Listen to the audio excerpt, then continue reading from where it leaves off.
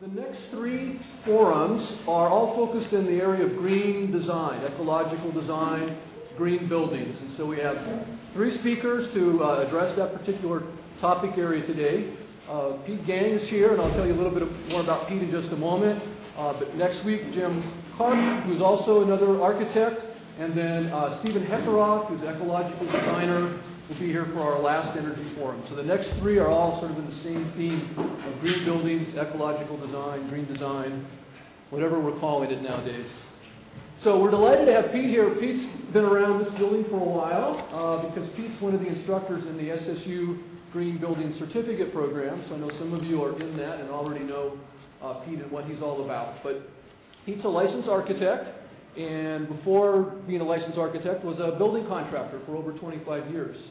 So he's done both residential and commercial work as a contractor, so knows the nitty-gritty and how things actually fit together and work. So he's built buildings and designed them as well. So his firm is called Common Sense Design, so you can check out his website later on and learn more about his firm right now. But he's taught a bunch of workshops and seminars, done some stuff for Real Goods, workshops on straw bale, and all sorts of other things. So he's been a teacher, an educator, as well as an architect and a contractor. It's a nice combination. He's also working as someone who's promoting the field of green building design. So he's a member of the U.S. Green Building Council, and he's on sort of the leadership team for the U.S. Green Building Council Redwood Empire chapter, along with Armando and some other folks that are really trying to promote the council in this particular area. And also still a member of the advisory board of the California Straw Bale Association, or it's hard to get off. Hard to get off. Okay, so I would take that as a yes. So obviously knows a lot about straw bale, working in an advisory capacity and also teaching about it. So we're pleased to have him as an instructor in our certificate program, and also very pleased to have him as our speaker today for the Energy Forum. So would you join me in welcoming Pete Gang? Thank you. So in general, you can believe about 2/3 of what you hear. So that was, you were a little over that mark. But I just wanted to say that before becoming a licensed architect, I did work as a self-employed building contractor, but only for 4 or 5 years. Oh, okay. Not Sorry, 25. I was way off. Okay. I mean, I'm an old guy, but I'm not that old. So I'm glad to be here. I wanted to start out with a little bit of a self-introduction, and I don't really have that carefully scripted, but if I can just give you a sense of what I'm up to, maybe to just supplement what Rocky was saying about me, just so that you can discount whatever I tell you based on my perspective. These days I am, most of what I do is design, architecture. Most of it is on the scale of single-family residential. I've been self-employed for a long time, so long in fact that I'm unemployable, I think. I would just have a real hard time working for anybody else. But over the course of my self-employment, I've worked on lots and lots of residential additions, remodels, small commercial projects, and also because I just love to build, and I just see that building and design are part of a whole, part of a totality. I try to keep my hand in wherever I can. And also, I guess for me, another part of that totality is teaching. Well, learning and teaching, which kind of go together, because I tell you that there is no better way to learn about something than to have to organize your thoughts and present them to a bunch of people like you. So yeah, over the course of the years, I have taught lots and lots of hands-on classes and workshops in straw bale building, natural building, and a lot of different subjects in green building. And these days, in addition to my paying work, I mean my real job, I've been just really thrilled to be teaching the Green Building Professional Certificate Program here with Armando and Bruce Hammond. And, well, I could go off on all kinds of tangents, but I will in the course of my talk. So I have a little bit of a sense of who you guys are broadly, obviously not in, individually. I have no idea whether my talk will be going over stuff that you already know or whether I'm going to be covering some new ground. But in putting these thoughts together, I was very pointedly, consciously trying to stick to the big ideas and to not try to pack too much of the minutia, the little details, the calculations, the numbers, because I'm presenting this from my own perspective. I first learned about a lot of the stuff that I'm going to be talking to you about when I was in architecture school, which was a while ago. And I know how much of what I learned back then has stuck with me and how much I put into my daily practice and how much I don't use. So I remember one teacher, especially at school. He was a physics teacher who didn't put much emphasis on getting the right answer on the tests. It was always much more important to him that we understood the concepts. And if we happened to make a decimal error or a sign error, it wasn't that big a deal. And so I've kind of adopted that idea as my own. So, perspective of a practicing architect. And I also see that, to me, bioclimatic design or design with climate or climatic design, which to me are all different terms for the same thing. If there are little subtle nuances of meaning that distinguish one from another, I'm not aware of what they are. But to me, they are all just an integral, inseparable part of just good design. That no matter what you're designing, you have to pay attention to the whole range of things that we're going to be talking about today. Yeah, my own take on the literature. I realized in preparing for this, I no longer have any books in my professional library on passive solar design or bioclimatic design. I may have lent them out over the course of the years, but I don't have any. And in the course of preparing for this, I borrowed a book from an architect friend of mine, and it just reinforced that idea that is my own subjective take on it, which is that most or all of the books that I've seen, they miss the big picture. They delve deeply into the minutia, and they stay there for the whole book. So, for me, I should have a good understanding of what they're talking about, and my head just starts spinning when I try to read through them. So that's my own take. You can discount what you want of it. So, yeah, a better approach is start with a good understanding of the big ideas, which allow you, once you have just a kind of a visceral, intuitive sense of the big ideas, then it's useful to you as a designer. And that's my perspective. I'm interested in how all these ideas get put into practice in creating something. Because when you're starting a design of anything, say it's a little house, you have to be able to make some initial design moves. Give the thing a shape and an orientation and put some openings and, come to some initial idea of what it's going to be like. And then, once you have that, then you can test out those those design moves against some objective criteria. You can do software modeling, you can build a model and test it, but you can't,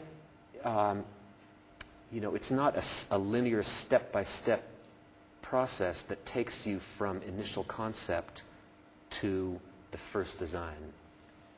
It's the magic creative process that gets you there.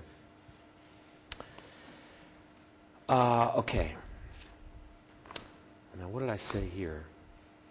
Yeah, bioclimatic design, or climatic design, call it what you will.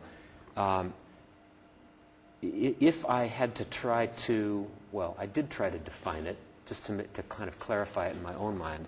And what I came up with was, it's the design of a habitat, whether it's a building or an environment, in direct response to local environmental and climatic conditions.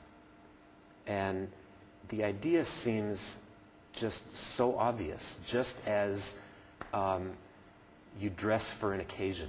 You know, if you're going to a formal occasion to accept an award, you get dressed in a certain way. If you're just puttering around the yard, you get dressed in another way. So just as, well, there's this idea that buildings can be thought of as a third skin. You know, our own skin is the first, our clothing is a second skin, and buildings are a third skin. And so the building, well, I know I apply this idea in some very specific ways, but ideally, a building should be as adaptive and responsive as our own skin is. You know, if you think of what our skin does, it's pretty amazing stuff, and it's far more intelligent and complex than the skins of our buildings. You know, our skin it's impervious to liquid water, but it's vapor permeable. We have these highly adapted cooling systems which allow us to cool down. Our third skin, our buildings, are not quite adapted at that level. My source of inspiration for climatic design, for use of materials, for a lot of aesthetic cues and other stuff too in the world of building is that whole track of building that is often neglected. It's that track of building, you know, the other unwritten track of building, which is the stuff that people have built and continue to build without the benefit of architects and builders and building permits. It's, you know, as a group, it's usually referred to as vernacular building, or indigenous vernacular building, or indigenous building. And I was a little pinched for time, so I didn't present. I don't have a PowerPoint presentation for this whole talk, but at least I felt compelled to drag along a few images of vernacular building. And I just wanted to go through some of them with you. Not that they don't correlate point by point with, you know, with little items that I want to talk to you about, but I just want to give you a sense of how people have figured out how to adapt their buildings to their climates and to their cultures and to their available local resources in different places at different times all throughout history. One of the things that always comes to my mind is that we as designers, as architects, when we're going through the process of designing something, a building, in a way we're emulating evolution. I don't know if I really put that in the clearest way, but unlike, or in contrast to a lot of vernacular building types, which have evolved over generations. When we go about designing a building, we're trying to condense the generations, hundreds of years of evolution into a very, very short, discrete design phase. And it's a pretty ambitious task that we set for ourselves when you think about it. So maybe I can, as I'm going through a couple of these, talk about some of the ideas that I have later on in here. It's interesting to me that just the very fact of us being together here in a classroom, you guys listening to me who, I'm the expert here by default, I guess. It's just interesting that we're here together talking about bioclimatic design or climatic design because in all indigenous cultures, all throughout the world, throughout human history, people have just known innately how to build. Their building types have evolved. They just know what to do. But we have, in our current cultural context, we've kind of forgotten how to build with respect for climate. So we're going through a process of consciously relearning what we collectively forgot a few generations ago. Okay, as I go through these, I'll talk about what I read in the books and about different climate types.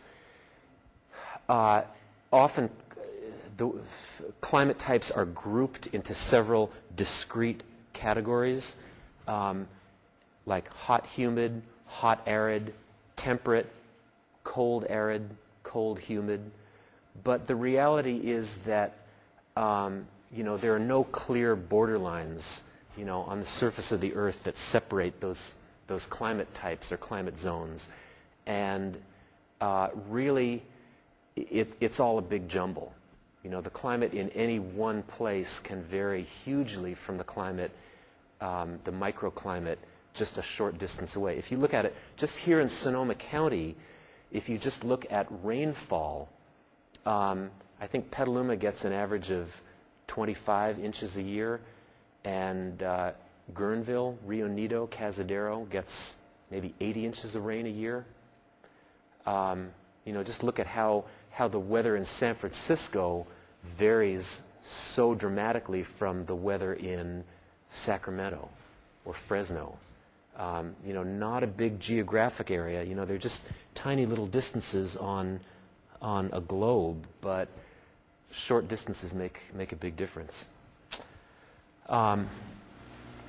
So as I go through these, I only have, I think, 16 or 18. One of the things that I just like to remember, that always astounds me when I look at examples of vernacular building from all over the world, is that before, in pre-industrial times, the range of building materials that was available to people was really limited. It was limited to maybe 5 or 6 big, broad families of material. There was wood, earth, stone, fabrics, and grasses.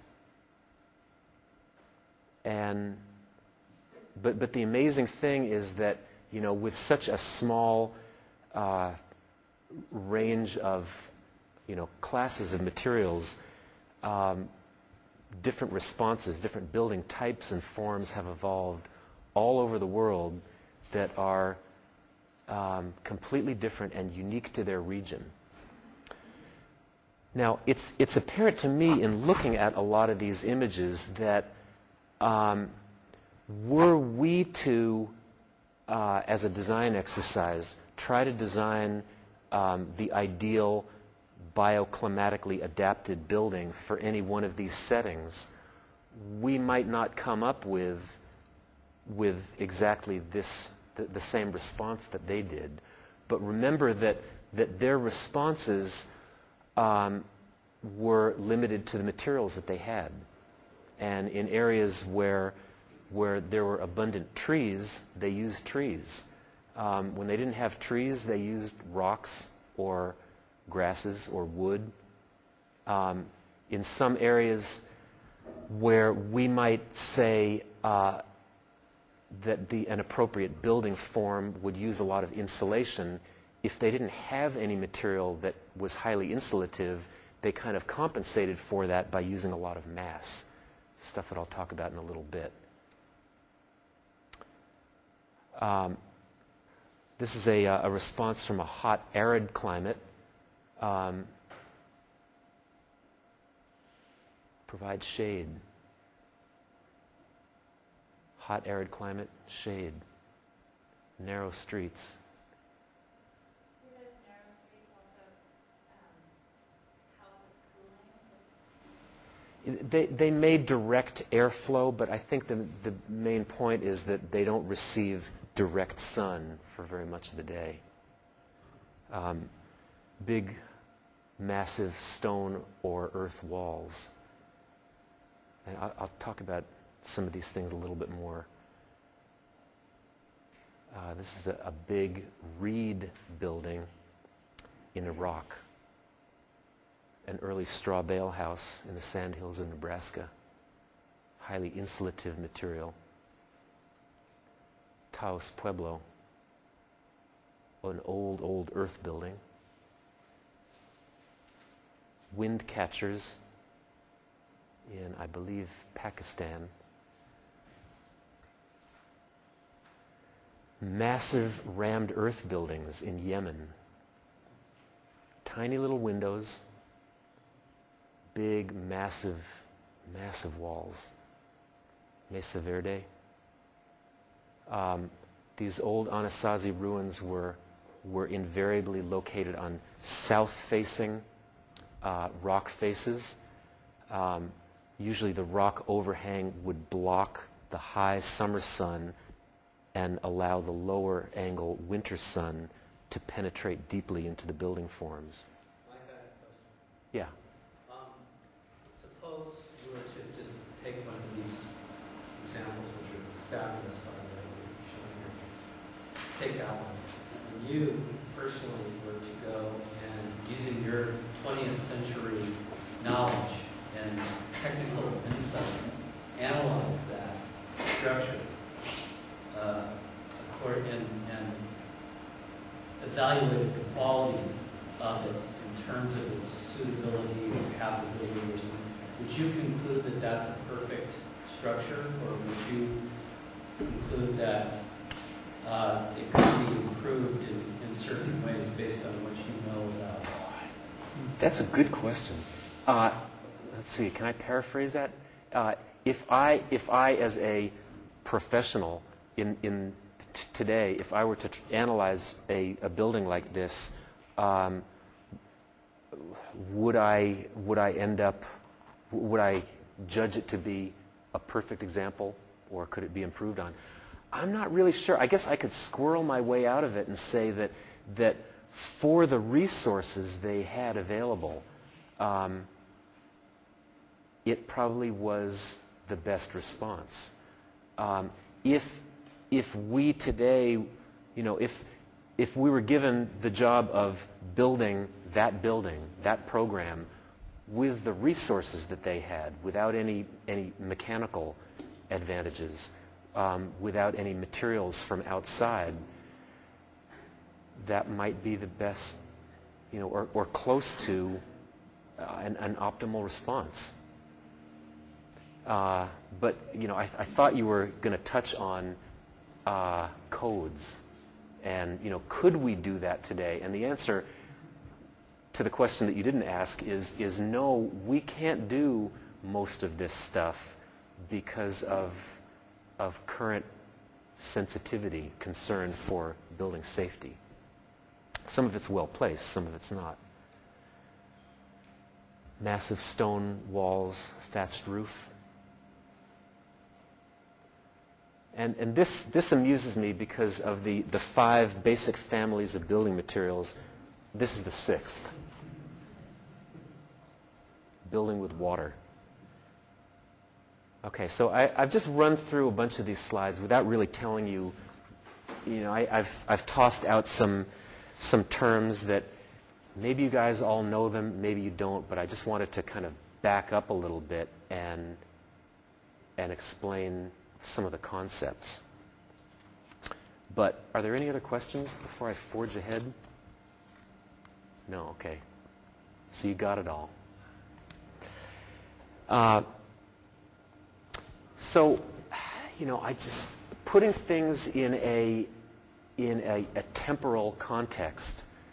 I'm always reminded that humans haven't been around this planet for very long at all, and within the whole course of human history, the industrial age is just a little tiny blip right at the end, and I, for one, don't feel that the way we are doing things now is the highest, ultimate, near perfect manifestation. I see that there is a lot of room for improvement, and I draw inspiration from the things that people were doing in pre-industrial times. Not that we're going to go back, but we can learn lessons. We're very technologically advanced in a lot of ways, but I think I see that we have a number of blind spots in our field of vision. And I see that there are a couple of factors that have allowed us to develop those blind spots, which prevent us from doing things in a better way. Since the beginning of the industrial age, we have been blessed with huge technological innovations, cheap and abundant fossil fuel sources, coal, petroleum, and coupled with a worldview that doesn't put much of a value on the natural world that is our home. We've somehow felt that we can overlook all of that. Keep in mind that I think the thing about fossil fuels is a really important point, because still it's easy enough for us to ignore all of the concerns in bioclimatic design because we have relatively cheap energy at our disposal. We can build a building that doesn't respond very well to its climate. We can orient it without any regard for the path of the sun, as long as we work out the mechanical systems to heat it and cool it. And those mechanical systems are inevitably powered by fossil fuels. But the fossil fuel age is just a little blip, and demand keeps increasing, supplies are running out, so it's an urgent necessity for us to return to softer, simpler, more appropriate ways of doing things. I love this quote from William McDonough, who's an architect who's kind of at the forefront of green building. He said a few years ago, "Our culture has adopted a design stratagem that essentially says that if brute force or massive amounts of energy don't work, you're not using enough of it." And I see that it's true in a lot of ways. So, what are we overlooking? How can we do things better?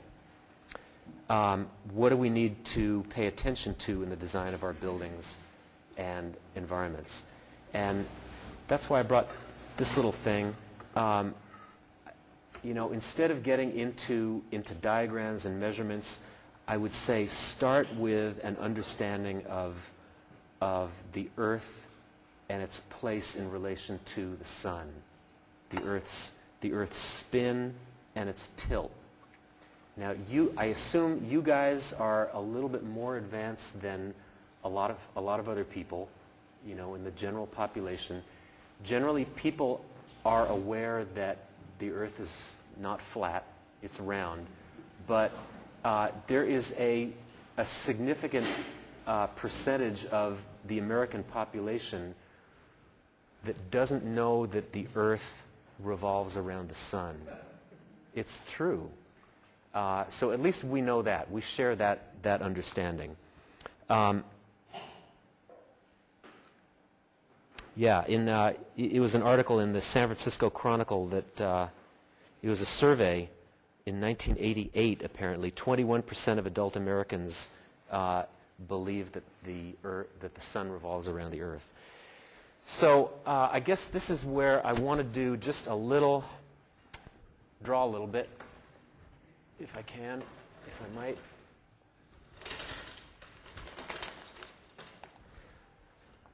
And it's basically this, if the Earth and all the planets in our solar system, around the sun, we're all in essentially one flat plane. And Earth is around here, orbiting around the sun. The sun is huge, the Earth is tiny in relative scale, but let's just neglect that for a minute.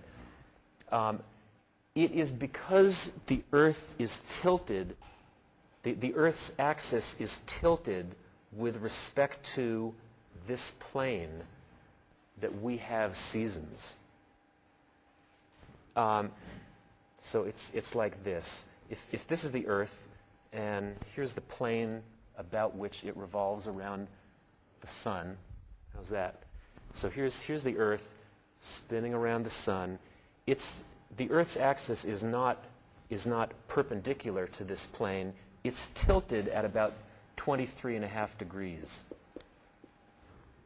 And that's why globes are like that. And if you think of it, I mean, this is one of those ideas that I keep returning to when I think about when I'm designing a building. It's just this basic concept. If you think about it, as the Earth is revolving around the sun, think of it in these 4 positions. One here, one here, one here, and one here. And if you think about it, so the Earth is spinning about its own axis, one revolution per day, and it's going around the sun once per year. So when it's in this position, the part of the Earth that is tilted away from the sun, which right now the way I'm holding it is North America. North America is wintertime. And South America, the southern half, the southern hemisphere, it's their summertime. Well, when this globe, when the Earth gets around to here, this is the equinox. The sun is coming at the Earth like this on the side. And on the equinoxes, at every point on the Earth, the length of the day is equal to the length of the night, which, if you can kind of see that, the Earth is turning like this. The sunlight is coming from that direction. And then when the Earth gets around to the other side of the sun is coming at it, at this kind of an angle, and the northern hemisphere gets more sun than it does the other time of the year. It's coming at it like this. So that's our summer. Simple, basic concept, but it's just one of those. It's really, really fundamental, and it's at the heart of climatic design. So really, what gives us our climate, what gives us our weather, is the Earth and its path around the sun. So that gives us our macroclimate. In addition, there are lots of little smaller factors which all together combine to make up microclimate, features on the Earth. trees, topography, vegetation, proximity to open bodies of water, prevailing winds, all the things that describe the surface of the earth in more detail.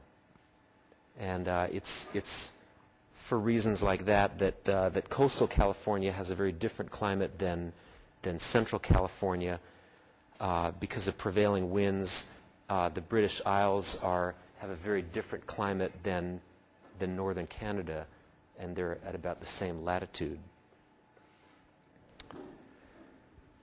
So in designing buildings, I mean, I always start out a design process, start out designing a building with the intention of, trying to get as close as I can to the ideal of ending up with a building which is as close to comfortable as possible year-round, which can maintain itself or can be maintained as close to an ideal comfort level without the use of fossil fuels.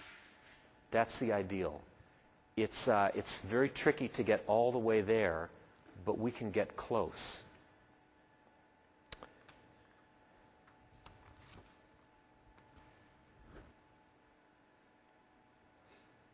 I want to tell you this too, that this is one of those amazing little concepts that I keep referring to in my thinking.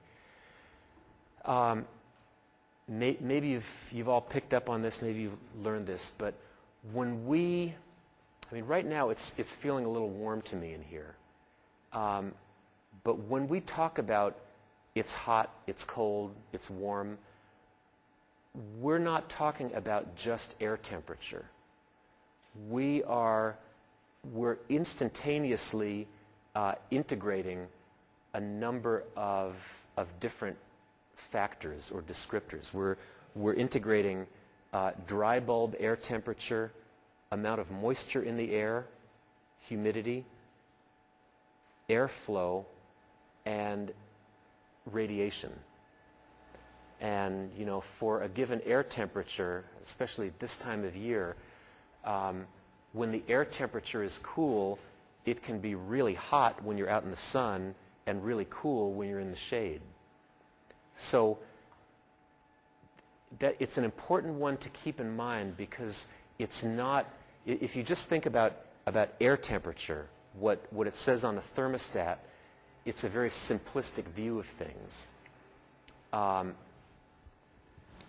And just remember that our bodies are amazing little integrators of different factors in the environment around us.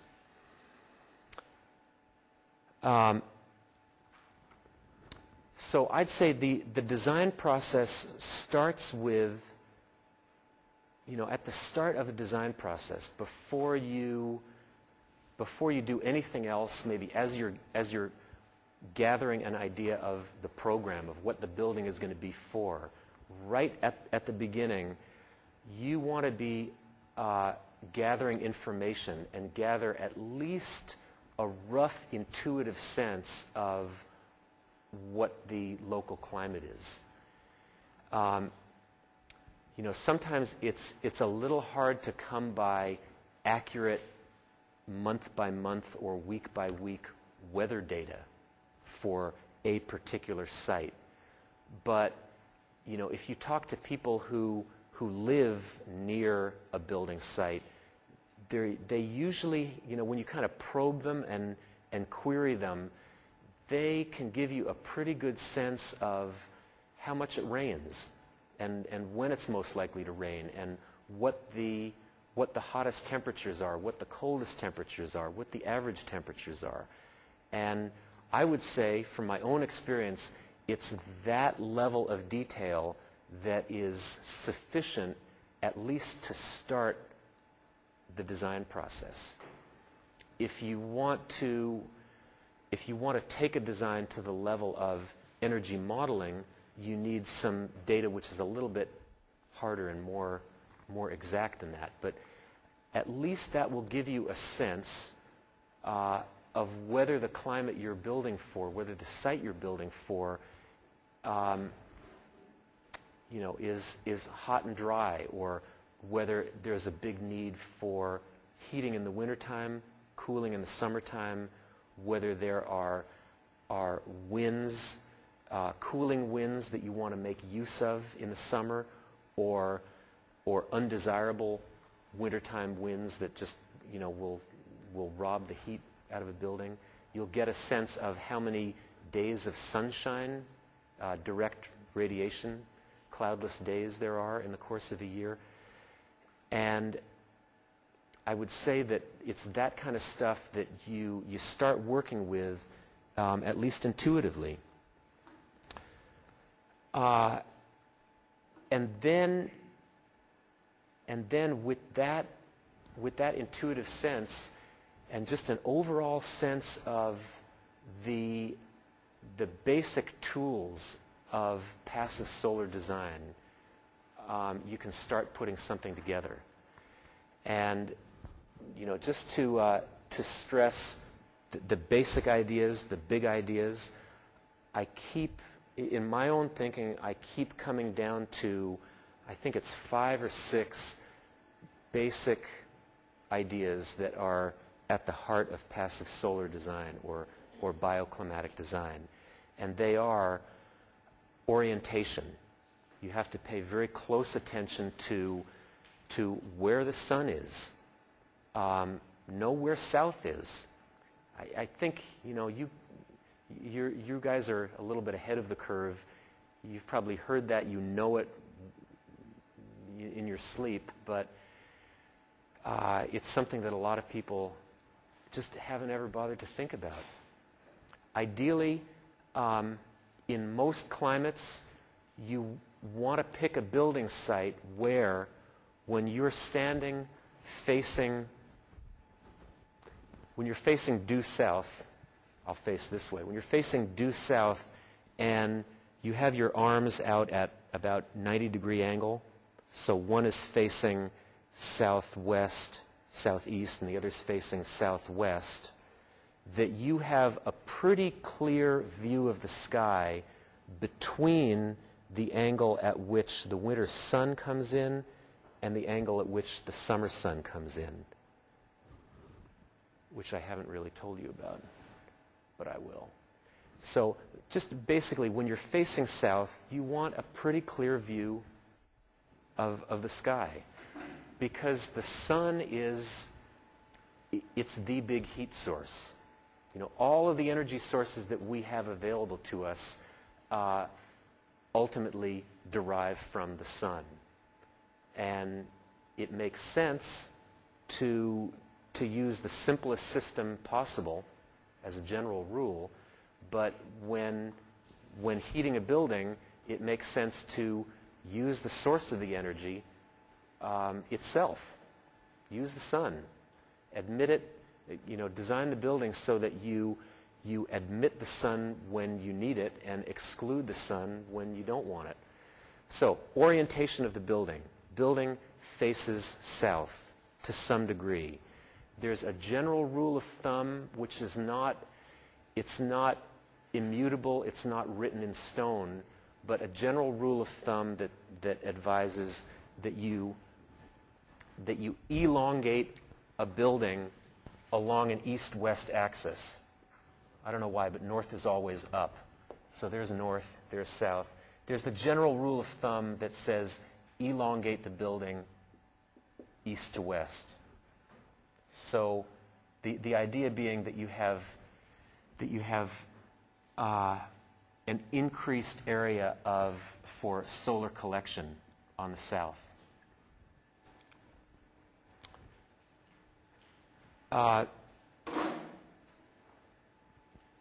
Windows. The windows are your potential solar collectors.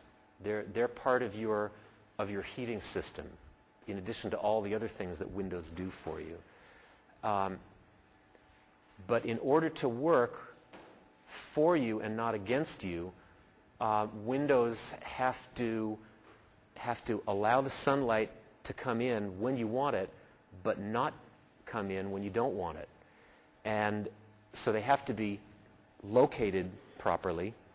And generally, the advice holds that in most climates, at least in the northern hemisphere, you want to minimize the amount of windows on the north, generally minimize the amount of windows on the west, because of the late afternoon sun is very hard to control. It comes in low in the sky at a time in the day when you least want it. A fair number of windows on the east and south, but all the windows need to be, you have to consider some kind of a shading device so that you can modulate the amount of light coming through them. Yeah. I was talking to a friend of mine who's a builder, been in building forever, and he says that his feedback, I recommend this stuff by him, reading all the sharp stuff as a movie, and his feedback was these two things, the south-facing orientation and the elongation on the east-west axis, rule out passive solar design for, in most cases, because people don't want their houses lined up that way, and they don't want the windows that way. And I was wondering what your take is on that.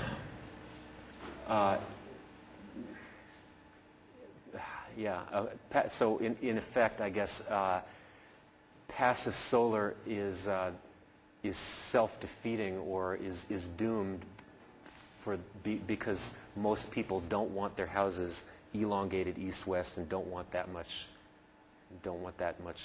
glass. basically, yeah, Boy, I don't know. You're asking these tough questions. I'm not sure what to say. I mean, it's true that I'd say it's generally true, not to really cast a judgment, but a lot of people really don't have much understanding of these concepts. I mean, you guys may already know all this stuff that I'm telling you, but a lot of people don't. And I think how do people decide what they want, what they like, and what they don't like? I mean, I run into this all the time working with residential clients. And when I hear somebody say, well, we don't like that, I try to get down behind that and try to get to what it is they don't like, why they don't like. Maybe it's some association with something in the past. Yeah. I have a couple of responses. One is, in this climate zone, orientation towards the south can be a liability as well as an asset, because we have so many more cooling degree days than heating degree days, that if the building's not well designed in terms of shading. So the other thing is, you don't have to be right on south. If you look at where insulation values come in, there's a pretty broad range. So in this climate, again, where you don't need a lot of passive gain to heat up a building, a lot of people go out there, where's exact solar south, 13.5 degrees, that's exactly where I have to have my building aligned. No, there's a fair amount of fudge in there. You don't have to be completely rigid. And then the third thing is, apertures and buildings don't need to be the same thing. You can build aspects of your building out that contain your apertures. So if your building's facing southwest, you can have apertures that face south, even though the orientation of the building's not directly that way. Does that make sense? So anyway, there are ways to get solar gain without having it to be exactly in line with the wall or the main rectilinear sort of shape of the building. We can be pretty flexible in this climate zone. And I guess that's the main thing. Is that I've seen so many passive solar homes in and around Sonoma County that are overheated through passive design, that they overdid the apertures in an attempt to meet all of their needs in the wintertime, and they end up being liabilities. They end up having to go back and add exterior shading. They end up having to go back and put on different types of films to reduce the amount of heat gain. So anyway, there are opportunities with a good building envelope to not have to have a whole lot of south-facing aperture and still have a very efficient, primarily passive building. Yeah, I just tag on that one little bit, and that's for that reason.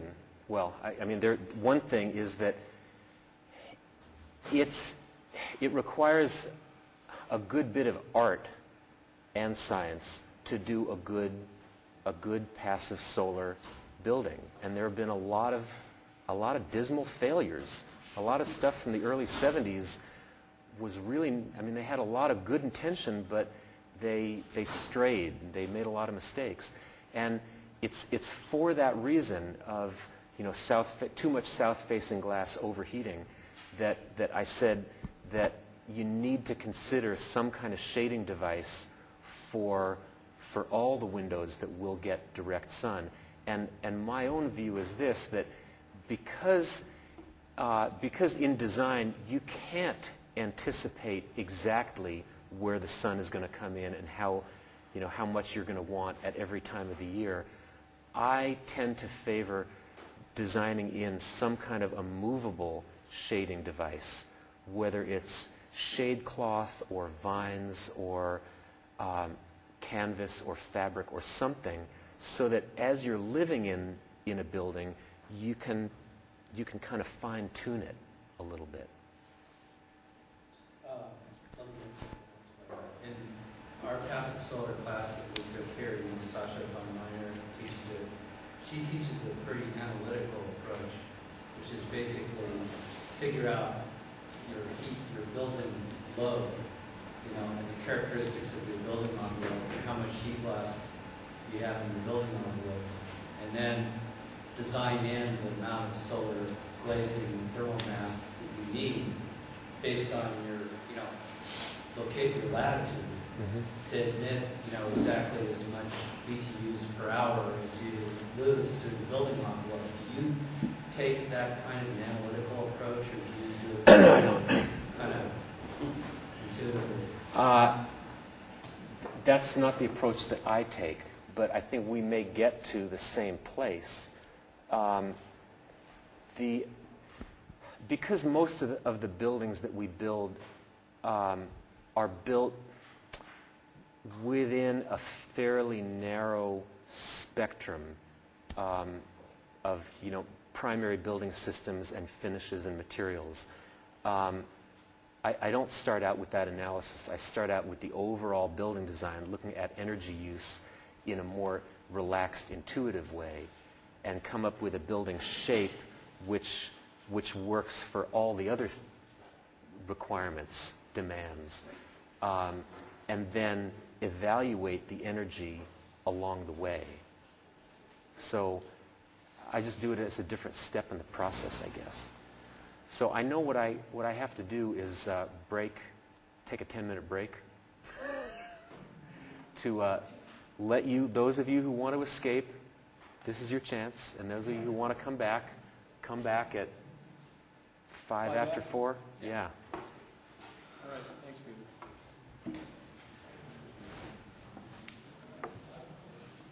Peter's an architect, Sasha.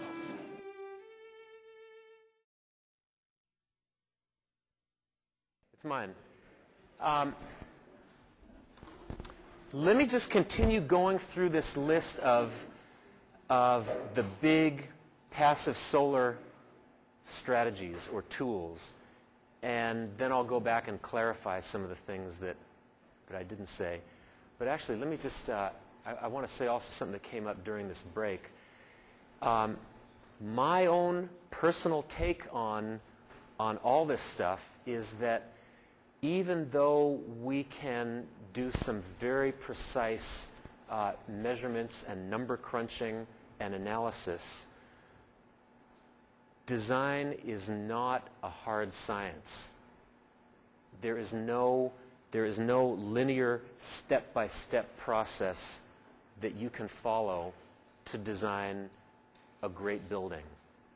A building that is incredibly beautiful, works flawlessly, is cozy and comfortable, and has tremendous thermal performance, and is inexpensive to build at the same time.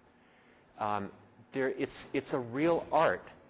And what I find interesting about the work of someone in my role, that of an architect, is that we architects, designers, are of necessity, we're the generalists.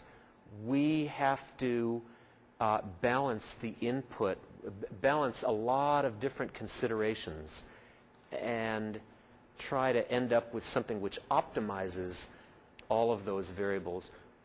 We can't afford ourselves the luxury of just narrowing our focus and looking at any one aspect.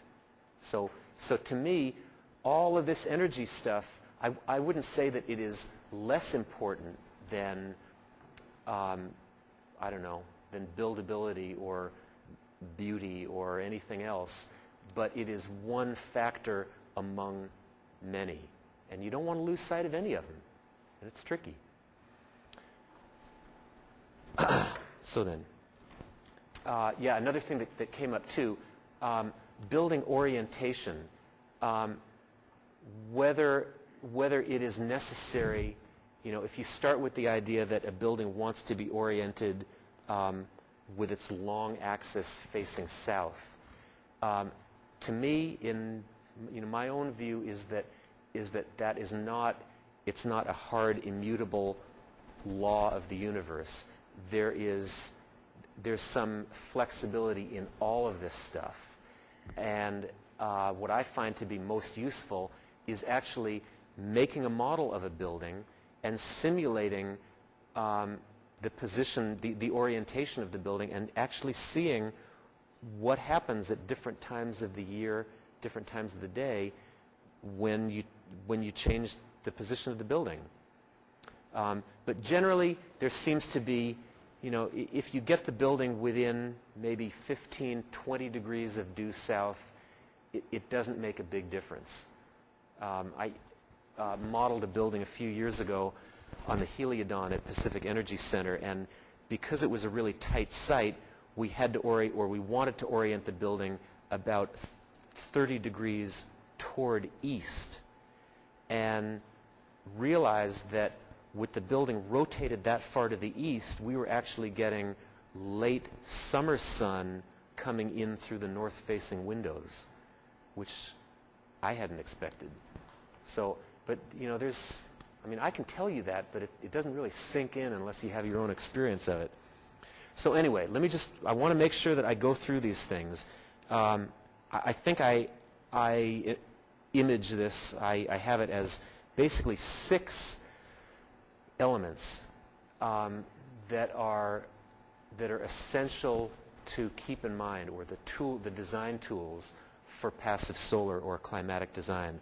Building orientation, glazing, and the shading of the glazing, ventilation, insulation, and mass. And I would say that for number 4, for ventilation, at least in a climate like this, I find it very important to allow for stack effect cooling, which is just, well, to repeat that idea that I kind of said before, that as a general principle, the simplest way of doing anything, the simplest way that gets the job done is the best way of doing it. So if you can do something that doesn't rely on pumps and fans and motors and electricity, that's preferable to one that is more mechanized. So generally, we know that warm air is less dense. It will tend to rise.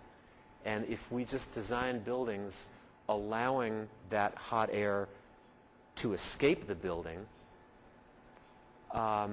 we can permit airflow and permit natural passive cooling. There's also the need for, or the thought of ventilation in cross ventilation, having operable doors, windows that permit, cooling breezes. But airflow, ventilation. And then the other 2 insulation and mass, those are kind of the two heavy hitters in the building design world.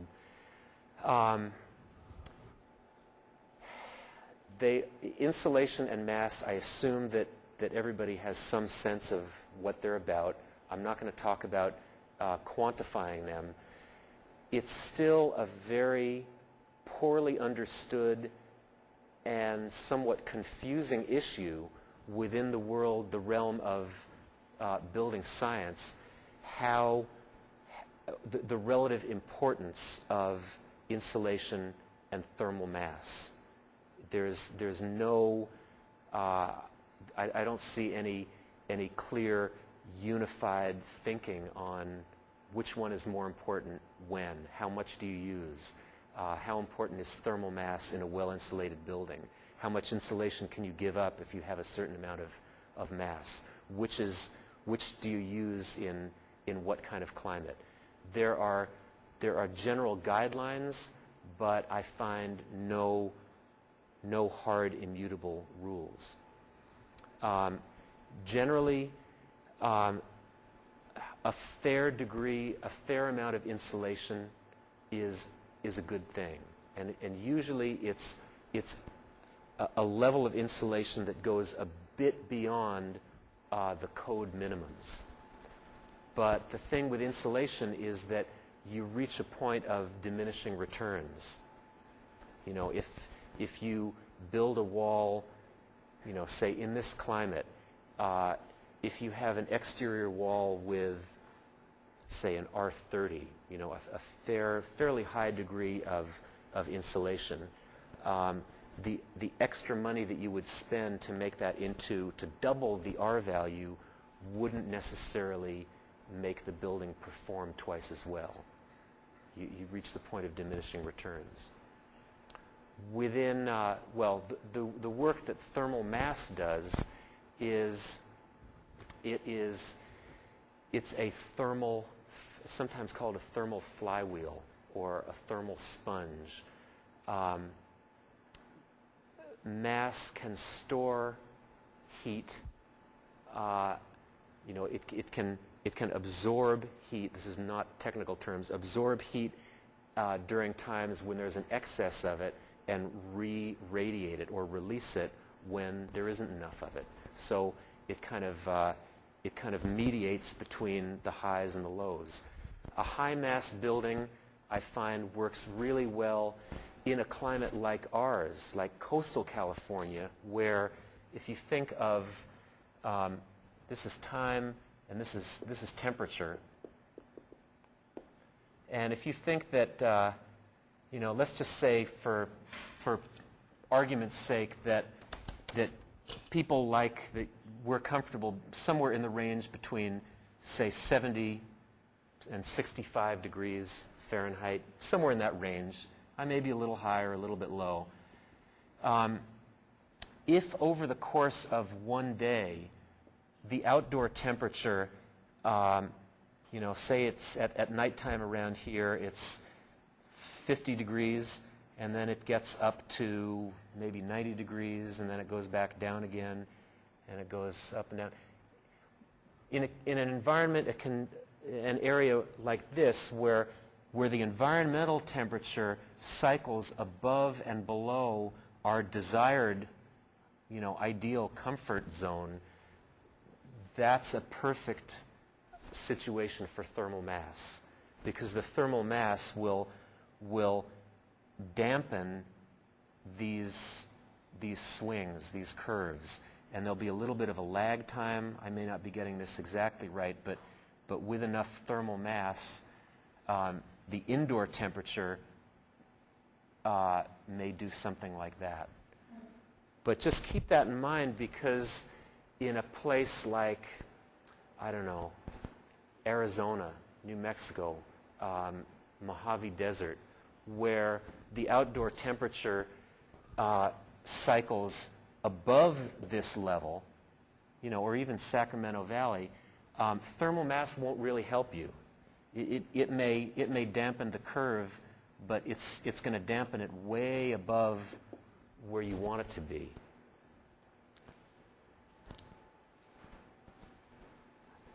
I'd love a question.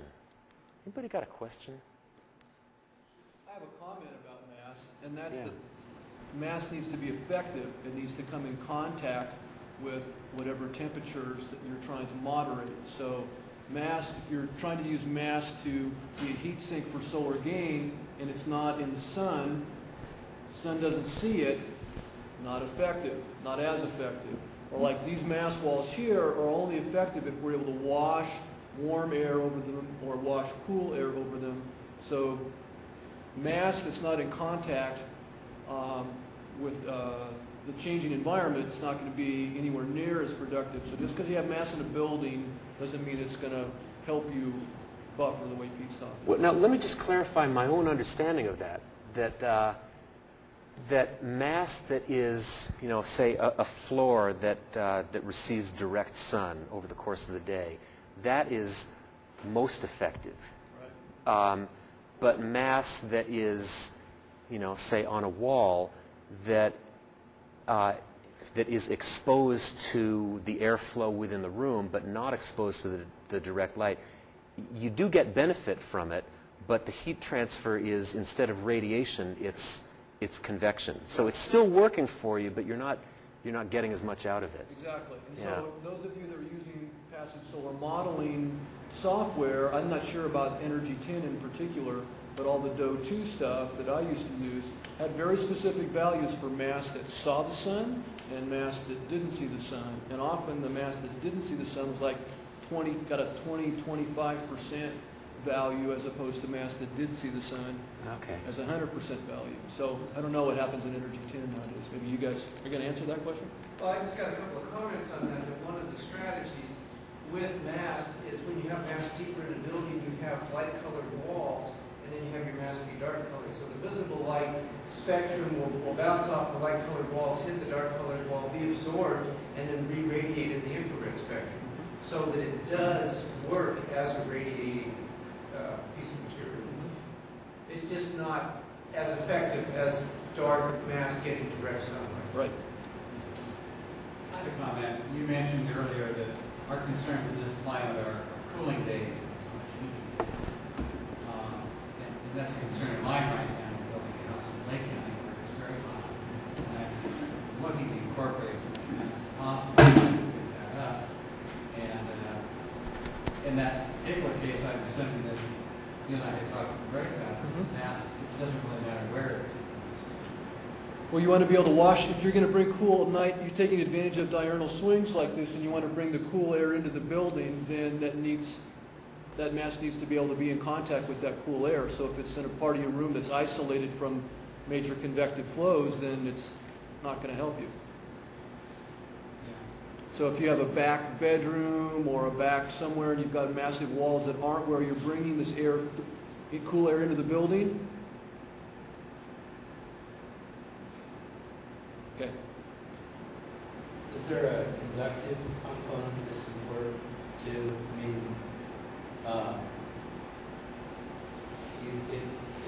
if you have a mass floor and a mass wall and they're in contact with each other, then you're going to get a conductive flow of heat.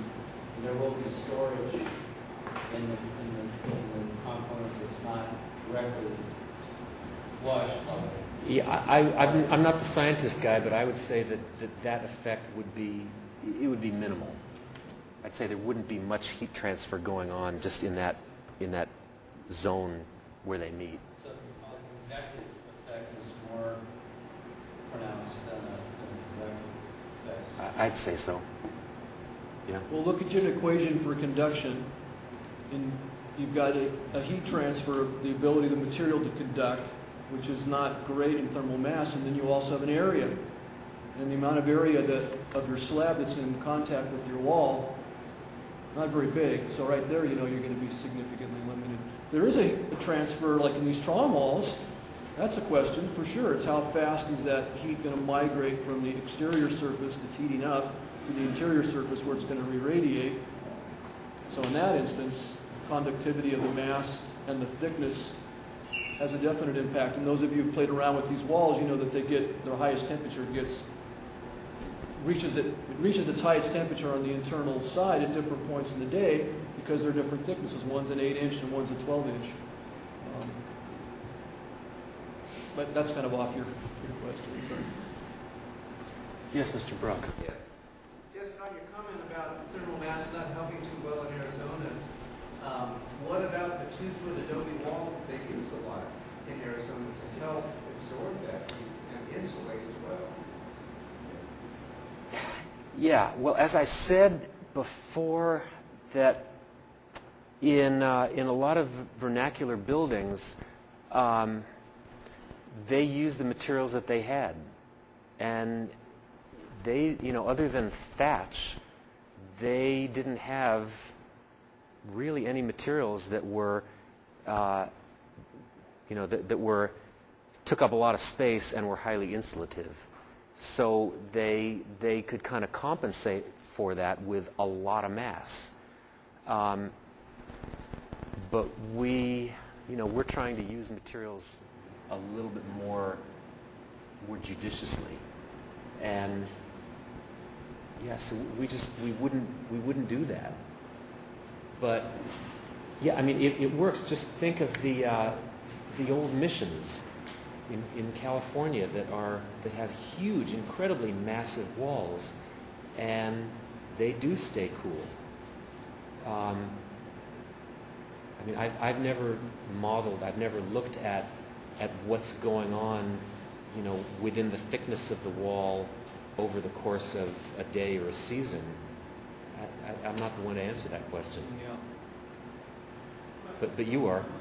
Well, I don't know. Last time I taught passive solar was like 8 years ago, so to go back and look at it. I suspect, well, several things happen. In Arizona, you also have a very clear night sky. So Peter mentioned radiant transfer, and MRT, mean radiant temperature, is a really big issue in terms of human comfort. So some of those buildings are probably able to lose a lot of heat because the ambient environment, the delta T between the building and the night sky that it sees is so high that it's dropping an awful lot. So that's probably a factor in Arizona, just kind of thinking out loud. So that's part of it. And I imagine they knew about prevailing breezes, and those interior surfaces aren't seeing the sun. High elevation, yeah, that might be another factor. But I think Pete's point is they used what they had, and it happened in some instances to work. Now, that's going to work for cooling loads.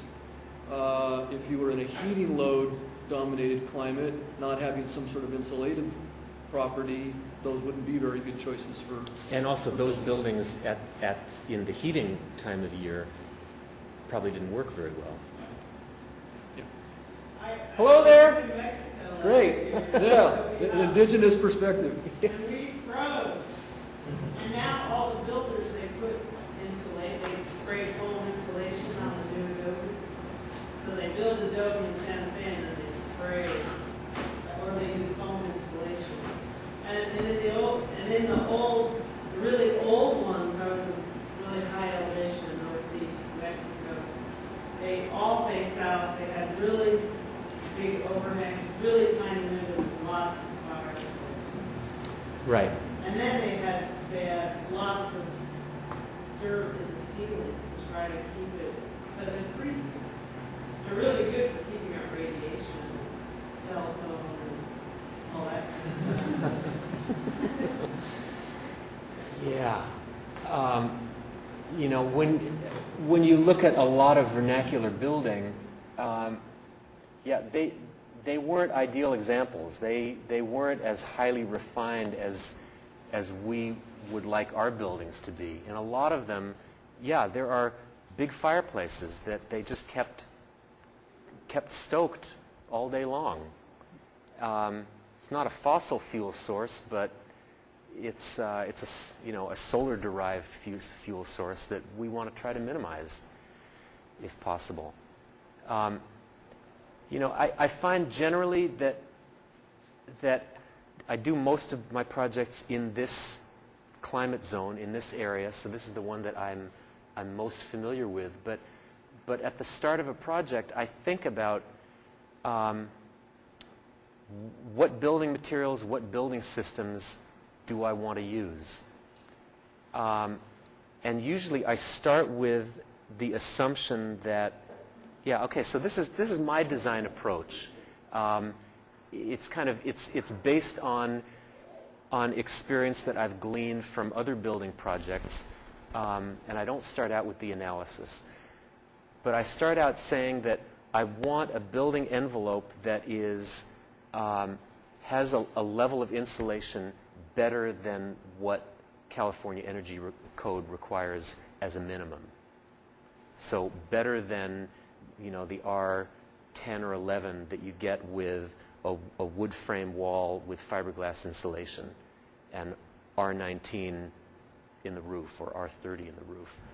So ideally, I want to get a little bit better insulation because my experience tells me that little bit of increase will pay off. I also want to ideally use a roofing material that doesn't heat up. So ideally, a roofing material that reflects the energy contained in the infrared spectrum.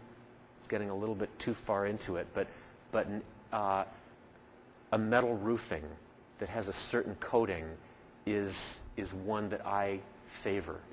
I like it. And then I want to orient the building. I want to follow those rules that I was saying about windows, more on the south and the east, fewer on the north and the west.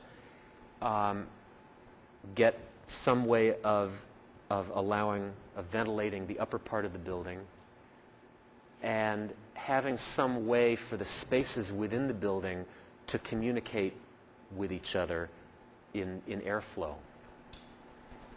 And okay, so then those basic assumptions of building envelope and building form lead me to think about what are my range of building materials.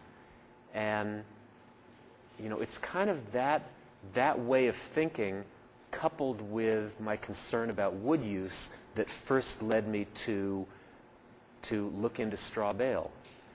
And I'm not I don't see straw bale as the answer to every situation, but I see it as one viable building method.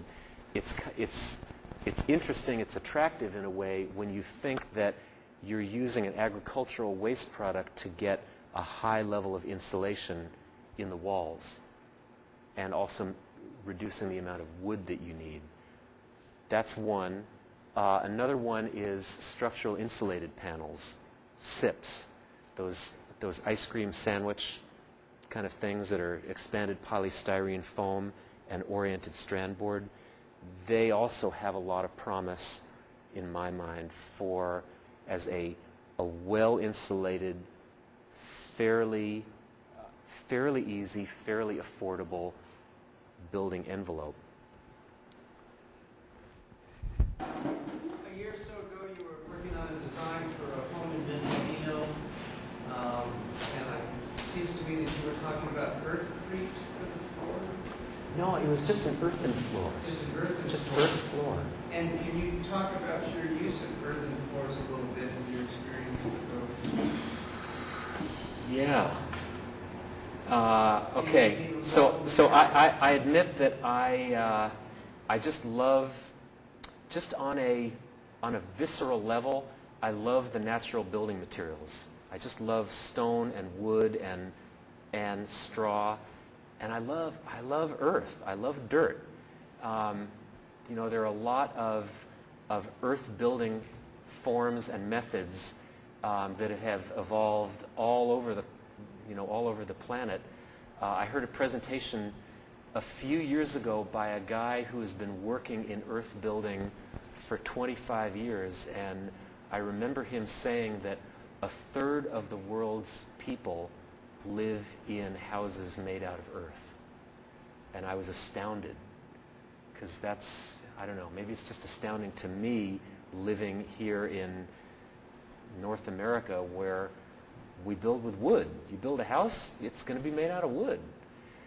But among other things, you can use earth as a flooring material.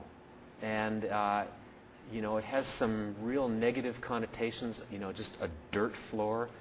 But when they are, when you get the mix of the earth floor right, and the basic ingredients are clay, sand, straw, and water, it ends up being very hard, but a little bit more resilient than concrete.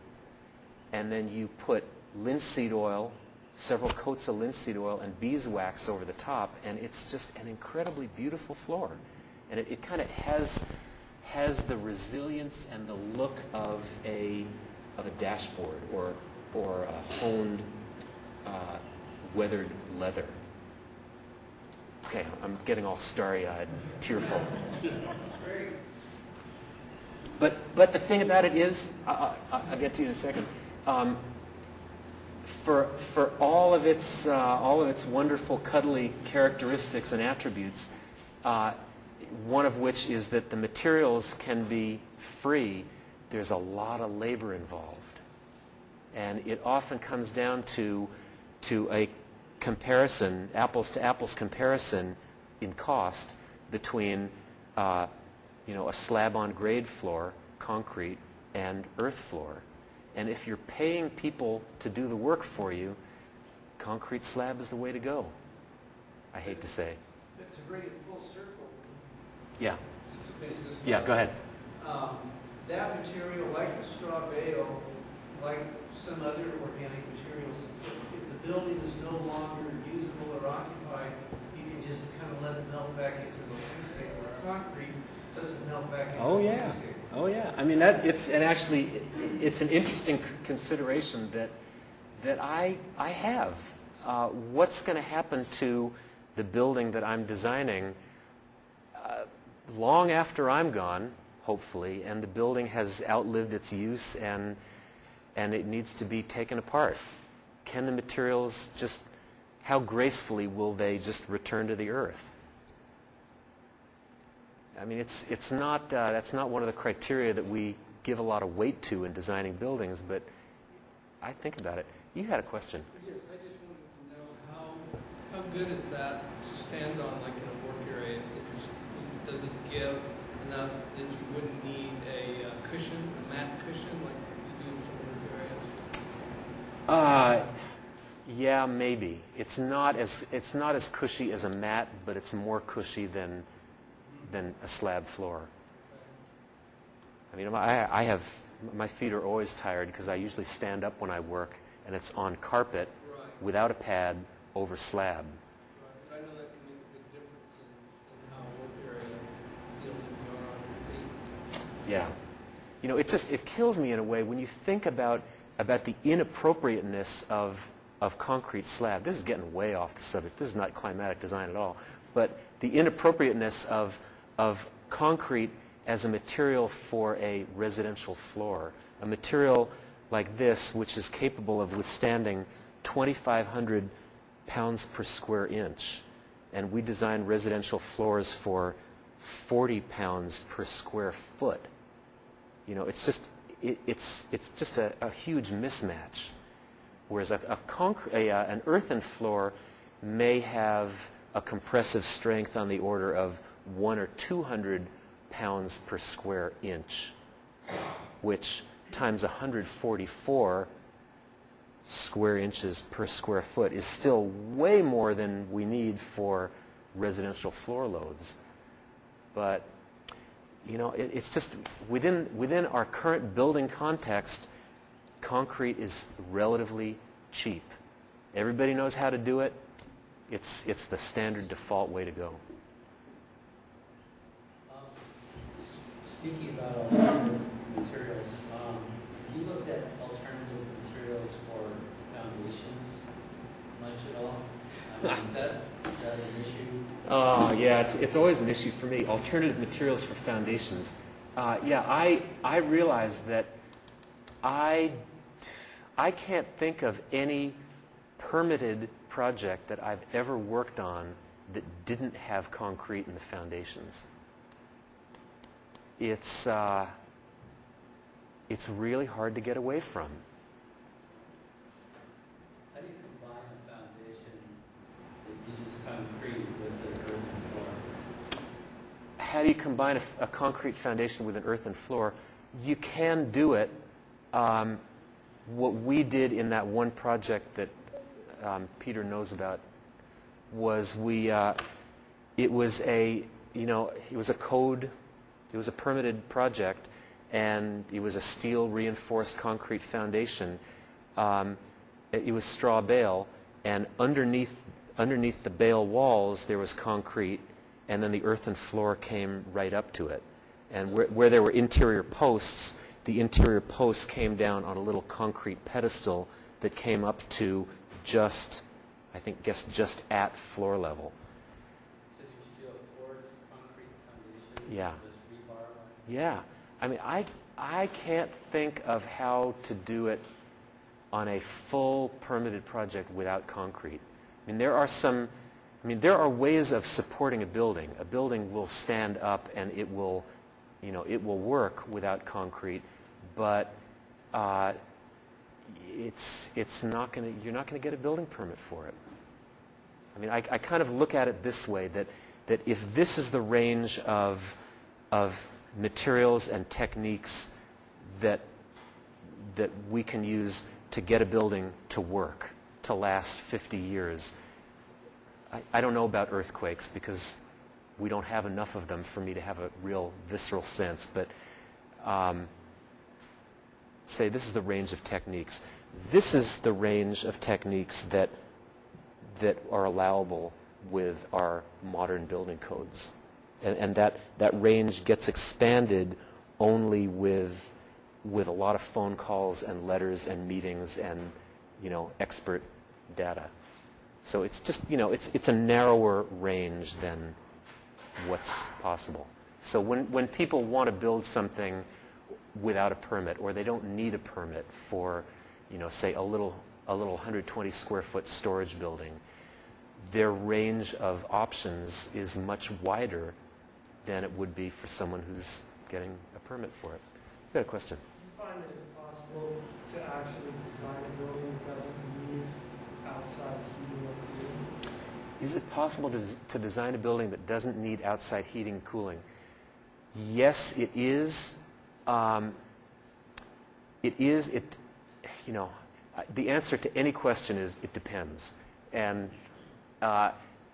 it depends on the climate, the use of the building, and what your parameters are.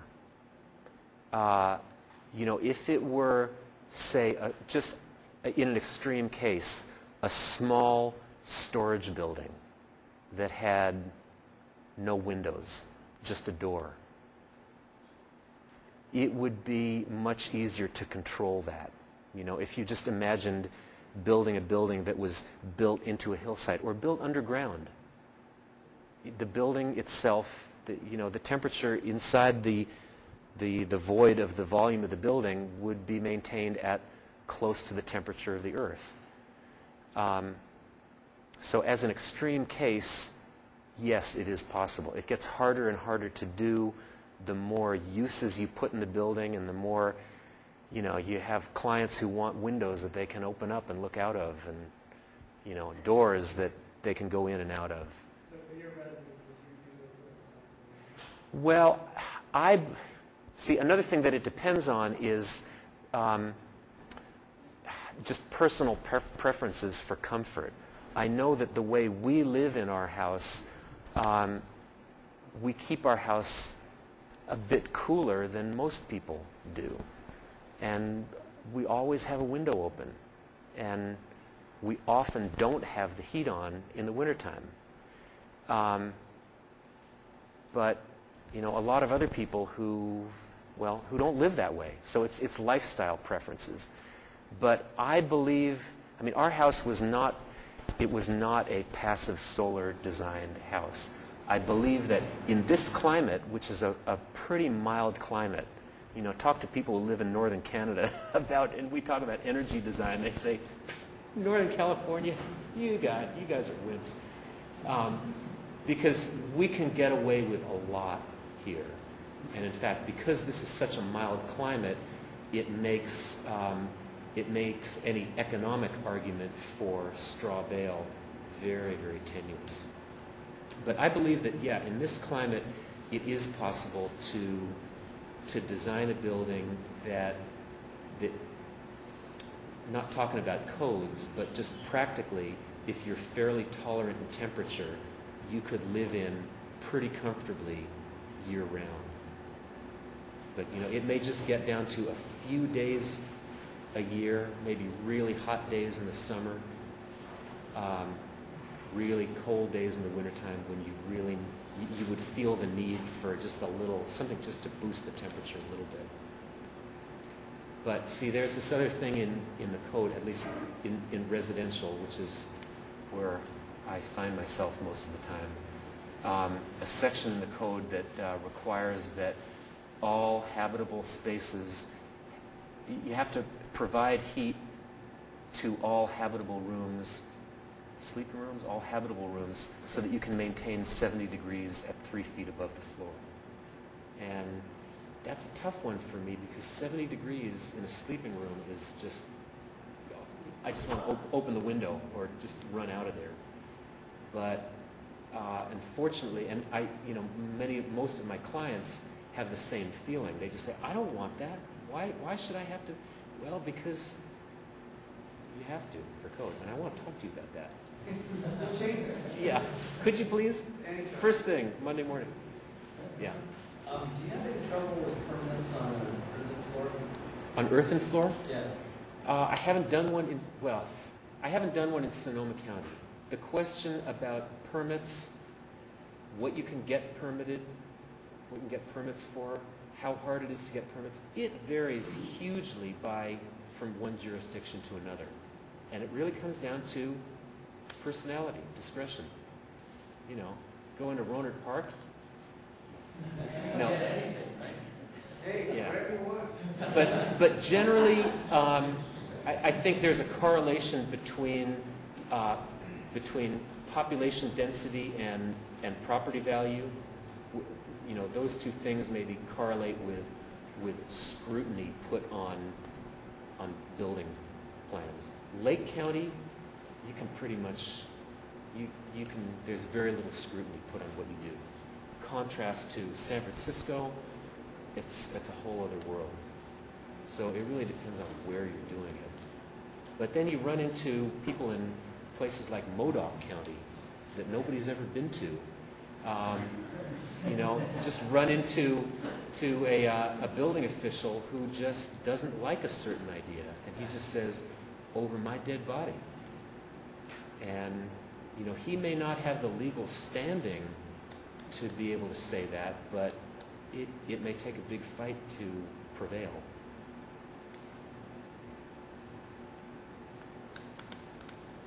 Yeah. You know how in Arizona you don't have to have those immediate straw bale, but a permit allows you to build a straw bale isolated structure instead of insulation. Are they trying to change that in California? It is changing in California. Yeah, in California, see, we don't actually have it's not a real straw bale code. There is a straw bale guidelines, which are part of health and safety code, but it's not part of the building code. And it allows, it doesn't prohibit load-bearing straw bale. And now it's been recently changed so it doesn't prohibit two-story load-bearing straw bale. And so those codes they're evolving. Yo. Just two real quick things. One is the building code does have wood foundations, and if you're interested, I can. That's a good point. All-weather wood foundations. It's actually in the building code, and then the APA, American Plywood Association, also has designs for wood foundations. You use a lot of preservative, which is not the best thing in the world.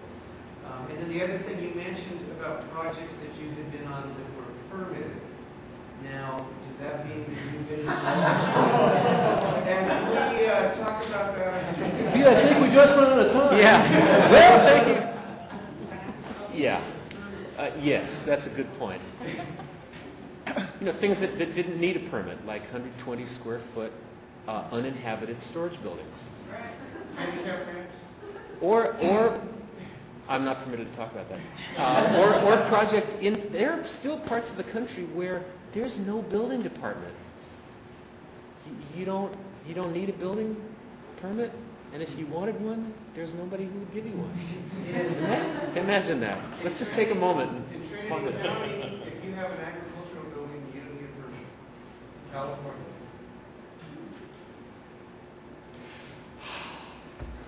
Yeah. You can elaborate on those numbers on the board.